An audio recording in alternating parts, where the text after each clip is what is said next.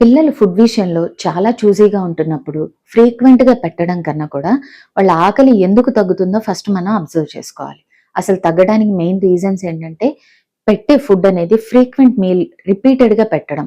రెండో థింగ్ ఏంటంటే worm infestations ఏమన్నా ఉన్నాయా చెక్ చేసుకోవటం. కాన్‌స్టిపేషన్ ఏమన్నా ఫార్మ్ అవుతుందా అని చెప్పి చూసుకోవాల్సి ఉంటుంది. And main thing sugary foods and junk foods మీరు ఫ్రీక్వెంట్‌గా పిల్లలకి అలవాటు చేయటం. అండ్ దీన్ని మనం ఎలా కరెక్ట్ చేసుకోవాలి అనంటే ప్రతి మీల్‌కి మీరు పర్టిక్యులర్ గ్యాప్ ఇవ్వాల్సి ఉంటుంది.